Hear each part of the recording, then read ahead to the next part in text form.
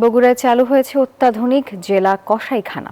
এখানে প্রতি ঘন্টায় 15টি গরু এবং 30টি ছাগল জবাই ও প্রসেস করা যাবে নিরাপদ এবং বৈজ্ঞানিক পদ্ধতিতে।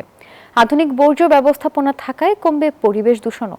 প্রায় 11 কোটি টাকা ব্যয়ে নির্মিত এই কসাইখানার উদ্বোধন করেছেন মৎস্য ও প্রাণী সম্পদ প্রতিমন্ত্রী সুলতান সালাউদ্দিন টুকু এমপি।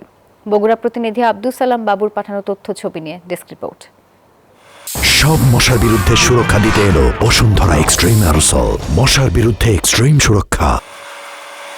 সাধারণ মানুষের খাদ্য নিরাপত্তা নিশ্চিতে বগুড়া শহরের জয়পুর পাড়ায় গড়ে উঠেছে অত্যাধুনিক কসাইখানা। আধুনিক যন্ত্রপাতি ও স্বাস্থ্যসম্মত পরিবেশে মাংস প্রসেসিং এর মাধ্যমে সাধারণ মানুষ পাবেন নিরাপদ মাংস।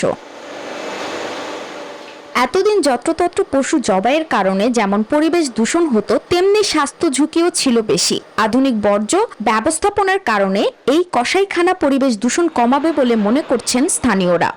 কসাইখানা হওয়ার কারণে আমাদের ময়লা আবর্জনাগুলো বাহিরে পড়বে না, এটা সরকারের একটি ভালো উদ্যোগ। অল্প সময়ের মধ্যে অনেক গরু জবাই করা যাবে, আর যেখানে সেখানে ময়লা আবর্জনা পড়ে থাকবে না, এজন্য পরিবেশ ভালো থাকবে। মৎস্য ও প্রাণী সম্পদ মন্ত্রণালয়ের অধীনে লাইভস্টক অ্যান্ড ডেইরি ডেভেলপমেন্ট প্রকল্পের আওতায় নির্মিত এই কসাইখানাটি উদ্বোধন করেন মৎস্য ও প্রাণী সম্পদ প্রতিমন্ত্রী সুলতান সালাউদ্দিন টুকু। তিনি বলেন, নিরাপদ খাদ্য নিশ্চিত করতে সরকার কাজ করে যাচ্ছে।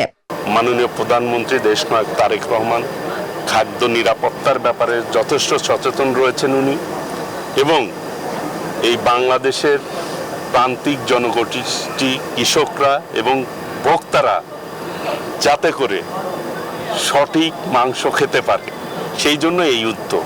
কসাইখানাটি নবগঠিত বগুড়া সিটি কর্পোরেশনের কাছে শীঘ্রই হস্তান্তর করা হবে বলেও জানান সংশ্লিষ্টরা।